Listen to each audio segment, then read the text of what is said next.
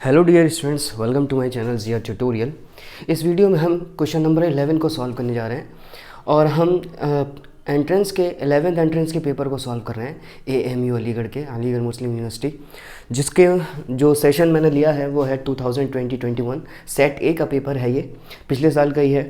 तो पहला मैंने शुरुआत करी है फिज़िक्स के सवालों को लेकर। तो इसमें देख लेते हैं जो 11वां सवाल है 11th।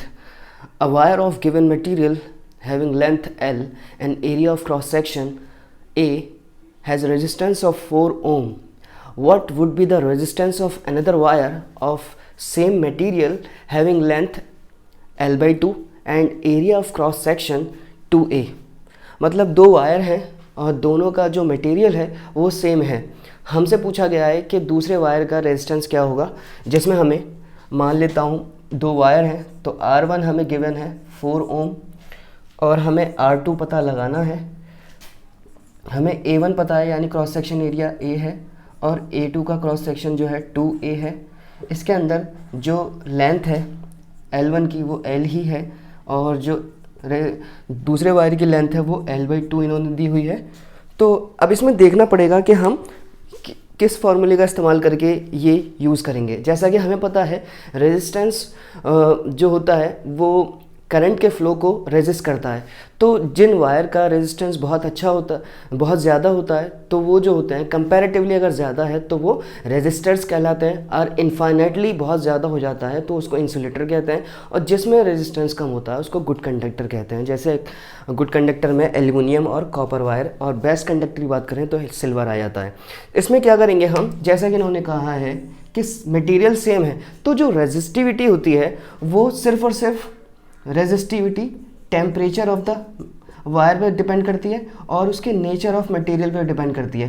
ठीक है, जैसे अगर सिल्वर है तो उसकी रेजिस्टिविटी सबसे कम है। ठीक है, ऐसे ही अगर हम पेपर की बात करें, जो पेपर होता है ड्राई पेपर, उसकी रेजिस्टिविटी होती है 10⁻12 के ऑर्डर में, यानी बहुत ज़्यादा, तो वो तो बिल्कुल ही पुअर कंडक्टर में आ जाता है, इंसुलेटर। तो इसी पे डिपेंड करती है रेजिस्टिविटी, और जैसे जैसे टेम्परेचर इंक्रीज होता है उसके भी डायरेक्टली प्रोपोर्शन होती है। पर रेजिस्टेंस जो होता है, रेजिस्टेंस चार चीज़ों पर डिपेंड करता है। पहला लेंथ पे डिपेंड करता है, तो लेंथ बढ़ेगी रेजिस्टेंस बढ़ जाएगा। दूसरा क्रॉस सेक्शन एरिया पे डिपेंड करता है, तो क्रॉस सेक्शन एरिया के जो इन्वर्सली होता है, ज़्यादा क्रॉस सेक्शन एरिया यानी वायर जो है मोटा है तो रेजिस्टेंस कम हो जाएगा। और नेचर ऑफ द मटेरियल पर डिपेंड करता है, टेम्परेचर पर भी डिपेंड करता है। पर रेजिस्टिविटी जो है वो लेंथ और क्रॉस सेक्शन एरिया पर डिपेंड नहीं करती है। तो हम यहाँ पर जो फॉर्मूला इस्तेमाल करेंगे, हमें मालूम है रेजिस्टेंस जो होता है, रेजिस्टेंस का रिलेशनशिप होता है P, यानी ये जो मैंने लिखा है रो, इसको मैंने रो से डिनोट किया है। ठीक है, PL/A। ए जो है area of cross section of the wire है, लेंथ ऑफ वायर है, L से डिनोट किया है, और ये रेजिस्टिविटी है जो P की तरह दिख रही है और जिसको रो कहते हैं, और ये रेजिस्टेंस R को मैंने डिनोट किया है। तो इस फॉर्मूले का इस्तेमाल करेंगे।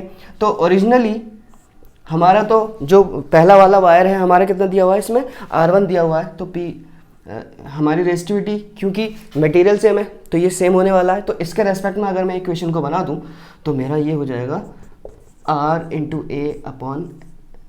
ठीक है, और R हमें दिया हुआ है, एरिया और लेंथ हमें मालूम नहीं है, तो इसको मैं ऐसे ही मान लेता हूँ।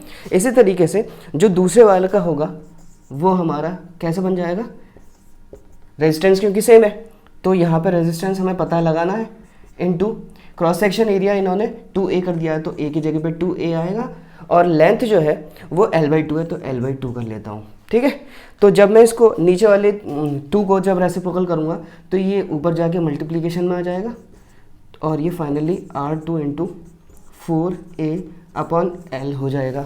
ठीक है, जब मैं इसको और इसको कंपेयर करूँगा, यानी इक्वेशन 2 और 1 को कंपेयर करूँगा, तो देखिए ये दोनों आपस में एक दूसरे के बराबर होंगे बाई 1 और 2। तो यहाँ से लिख सकता हूँ मैं R2 × 4A/L equal to 4A/L। तो L से L कैंसिल आउट हो जाएगा, 4A से 4A कैंसिल आउट हो जाएगा। जब यहाँ पे कुछ बचा नहीं तो हमारा जो रेजिस्टेंस आया वो कितना आ गया, R2 विच इज़ 1 ओम, यानी इसका जो जवाब है वो 1 ओम होगा।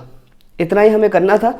ये सारी बातें जो मैंने बताई हैं बीच में, रेजिस्टेंस किस पे डिपेंड करता है, रेजिस्टिविटी किस पे डिपेंड कर रही है, तो इसको ध्यान में रखते हुए ही हम अपनी इक्वेशन का इस्तेमाल कर पाएंगे, कैसे हमें कहाँ पे उसका इस्तेमाल करना, किस तरीके से करना है। ठीक है, तो बने रहिए मेरे साथ, क्योंकि मैं सारे ही इस पेपर के सवालों को करने वाला हूँ, फिज़िक्स, केमिस्ट्री और mathematics. Thanks for watching my videos.